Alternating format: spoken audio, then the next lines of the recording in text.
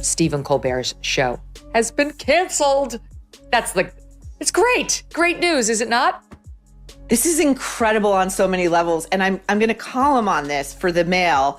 But so I was reading, this is such a New York Times way to cover it. So they talked to this guy in Williamsburg, Brooklyn, who was out having dinner and got the alert on his phone that the Colbert show has been canceled. And he sprung up like he was Batman getting the bat signal. CBS just canceled The Late Night with Stephen Colbert, just days after Colbert took a swing at his own network for settling with Trump. Listen.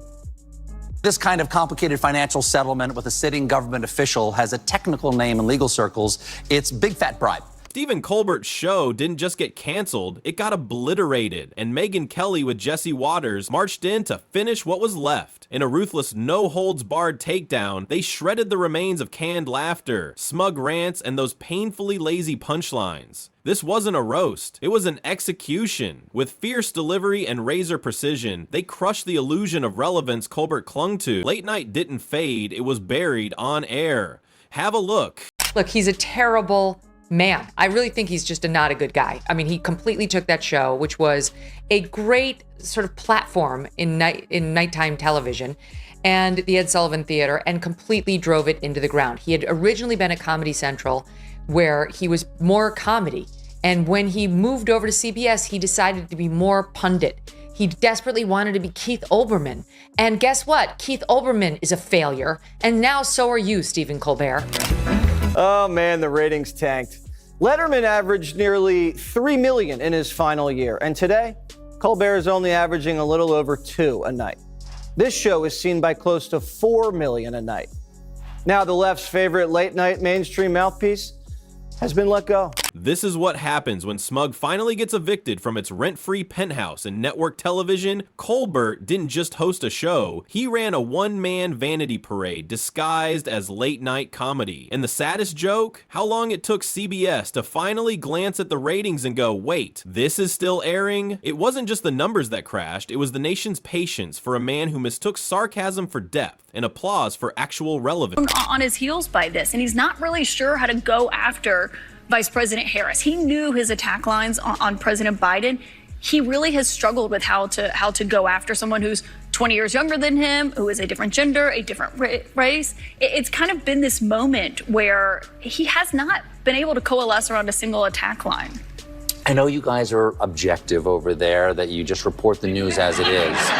Oh, I know. CNN makes it. I know that's supposed to be a laugh line. I wasn't supposed to be, but I guess it is. Unbelievable. Megyn Kelly came in like a prosecutor who'd been waiting years for this exact courtroom moment. She didn't bring cue cards, she brought a shovel, ready to bury the bloated corpse of a show that stopped being funny and turned into a group therapy outlet for coastal elites with inflated egos. She ripped through Colbert's greatest hits like expired coupons, worthless, dusty, and embarrassing to hang on to. The pompous monologues, the fake political comedy, the audience clapping like trained seals. Megyn dismantled every piece with the sharpness of someone who never believed the hype. Her appearance on Stephen Colbert last night was next level. He's so gross, so gross. I remember the Stephen Colbert who tried to just make us laugh, who is like, kind of fun, and who, while we always knew he was leftist, didn't realize he hated the other half of the country so much. Then came Jesse Waters. While Megyn handled the sharp dissection, Jesse rolled in like a wrecking crew on a sugar rush. He didn't just roast Colbert, he dunked him in irony, coated him in sarcasm, and served the mess with a sign that read, "This is what happens when smug becomes your entire personality." Jesse reminded everyone, Colbert wasn't taken out by some hidden agenda. He was wrecked by his own reflection. A mirror held too long eventually cracks, and Colbert shattered with one more fake laugh track and a dancing syringe. Check it out. I will be right back. Fox News alert breaking right now. Word of a major breach of security on Capitol Hill. At least 7 people who work for the comedian Stephen Colbert were arrested and jailed last night for breaching the Capitol building. Here's what we know right now. Capitol Police were called around 8:30 p.m. Thursday night for a disturbance at the Longworth House Office building. These individuals, who we've confirmed work for The Late Show, were seen roaming the building, while it was closed to visitors. Colbert's show turned into the TV version of someone shouting into a canyon and mistaking the echo for a fan base. He wasn't cracking jokes. He was handing out lectures with punchlines so faint you'd need subtitles to catch them. His monologues became hollow sermons, his guests nothing more than set pieces, and his jokes vanished like Blockbuster. He twisted comedy into a smug slideshow. Only somehow, even PowerPoint manages to land a laugh once in a while. Well, Colbert went out there and cried. Do we have him ripping on it? I don't think we have that. But anyway, he went on there recently and he ripped on his own employer for this settlement. And that's why the left is like, oh, the optics are terrible. Like, this was clearly just like they fired Colbert to satisfy Trump. Number one, if that's true, you can put another feather in Trump's cap for doing something great and making America great again. Okay. Number two, there's zero proof to that effect whatsoever. And Sherry Redstone, who is the head of CBS, has known that Colbert is a chief Trump antagonist and that Trump hates Colbert since the beginning of Colbert and Trump as, dual public figures. Megyn walked straight through the charade like it was her daily warm-up. She said what everyone had stopped admitting out loud. Colbert wasn't funny, he was fashionable. And when that fashion faded, so did the pity laughs. She exposed his shift from sharp satirist to a full-blown political mascot. A man who mistook moral outrage for punchlines and believed clapping counted as comedy. It wasn't Leno, it was a lecture. Meanwhile, Jesse stood at the edge of Colbert's cratered ratings and asked the question no one could answer. Who was this even for now? Colbert didn't drift, he ditched it all. He went from mocking pundits to acting like one, minus the charm and minus the guts to face anyone who pushed back. He hid behind cue cards, laugh tracks, and celebrity guests more clueless than a dial-up modem. Jesse didn't even break a sweat. The takedown wrote itself. Watching Colbert perform was like watching someone read dad jokes in a tofu-scented echo chamber built out of kale and self-gratulation. Would you look at this? There are quite a few billionaires who support you. You are from Northern California, after all, where they grow them in fields out there. Who's your favorite billionaire? Because we all have a favorite billionaire. On three. 1, 2, 3. Oprah. I'm sorry. I claimed Oprah. You can't take her now. What's happened to him is what happens to virtually every news personality and late night personality and host of popular shows, podcasts, etc., which is they start getting invited to parties with Jennifer Aniston. Megyn, always the tactician, traced the downfall to one critical shift. When Colbert stopped aiming to entertain and started trying to impress. But impress who? A circle of New York Times columnists? A woke faculty lounge? His therapist? Who knows? Somewhere in the mess, the man who once made conservatives laugh, even as he mocked them, became the guy who made no one laugh unless they were desperately trying to signal how aware they were. Jesse compared his sketches to interpretive dance routines at a vegan poetry night. Confusing, awkward, and exhausting. Every joke turned into a lecture. Because nothing screams comedy like a grown man in a suit twirling next to a cartoon virus while rambling about vaccine stats. Jesse called it Broadway for people who applaud airline safety videos. And Megyn didn't hold back. She said watching those bits felt like divine punishment for letting real comedians go extinct. And let me tell you something else. This just hit from reporter Matt Bellany, founding partner of Puck News and formerly Hollywood Reporter. The timing and optics, he says, are terrible for the Colbert cancellation. Not true, not true, not true. The timing and optics are perfect. Only leftists think that the timing and optics are terrible because they think somehow this was retaliatory because Stephen Colbert was ripping on CBS for entering into that $16 million settlement with Donald Trump, who was suing them over the 60 Minutes Kamala Harris interview and the edited clips, claiming it was a deceptive practice under Texas law. And the guest list? A full-blown carousel of cringe, one after another. Hollywood actors with political hot takes, washed-up rockers peddling protest songs, and influencers suddenly posing as activists. All of them landed on Colbert's couch, nodding solemnly at jokes so soft they could qualify as therapy dogs. Jesse nailed it. When your loudest applause sounds like a group hug, you're not doing comedy anymore. You're just marketing the illusion of relevance while sermonizing about tolerance and diversity in the tone of someone who hasn't left a Whole Foods parking lot in a decade. The hypocrisy wasn't just obvious, it practically had its own segment. And Stephen Colbert was appointed as his heir. Despite Colbert making a name for himself as a partisan cable news comedian, the country was told he'd be a host for all Americans. Obviously, the character he does on Comedy Central is going to be ending, but then he's going to bring Stephen Colbert to the table. And we have no question that this guy is so talented that, you know, the persona of Stephen Colbert is going to work so well in late night. It's going to be original, it's going to be smart, and it's going to be different than what anybody else has. George Clooney and Jeb Bush were the guests of his first show. But things got a lot worse after Trump beat Hillary. Colbert caught a wicked case of TDS and he never recovered.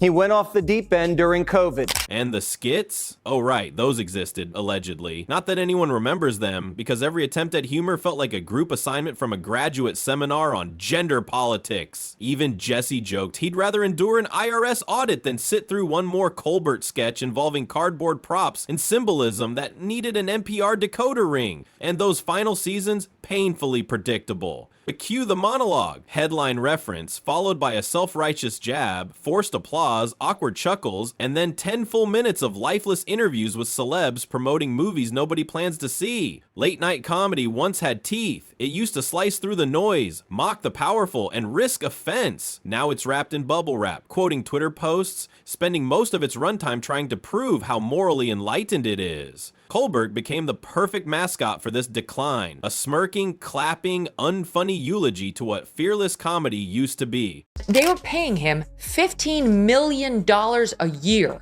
for that nonsense that we just witnessed, for him to dance around with vaccine needles during the COVID pandemic, which we all knew was controversial, but no, the left had decided that they were some sort of Eucharist. And for $15 million a year on a show that's losing $40 million a year, he had to see the writing on the wall. In fact, you could make a good argument that he went out there on that Monday and did that so he would have something to point back to as why he got fired, when he knew all along his ratings were totally shitty and he didn't know how to book for late night. His guest, the last night he was on, Maureen, this is late night television. You get a Tom Cruise, right? You get The Rock. You get Julia Roberts or Sydney Sweeney. That is how you do late night TV. Look who he led with his last night on the air. Jesse didn't bother pretending to care. He handed Colbert the metaphorical receipt and walked away laughing. When the loudest part of your show is a studio audience faking fun, the party's already over. It just hasn't been cleaned up yet. The only ones still pretending were the folks cashing checks while ignoring the wreckage. And just when it seemed done, Megyn circled back to twist the knife. She reminded everyone Colbert had it all: money, airtime, a fan base, and a self-made shrine to his worldview, and a fantasy version of America found only in Ivy League group chats. Jesse piled on, saying Colbert's viral attempts felt like watching your uncle dab at Thanksgiving. Not just awkward, but emotionally damaging. Colbert tried chasing TikTok trends, clueless that Gen Z doesn't want lectures from a guy who treats irony like a souvenir and sarcasm like a moral compass. As Paramount's owners are trying to get the Trump administration to approve the sale of our network to a new owner, Skydance. Some of the TV typers out there are blogging that once Skydance gets CBS, the new owner's desire to please Trump could put pressure on late-night host and frequent Trump critic Stephen Colbert.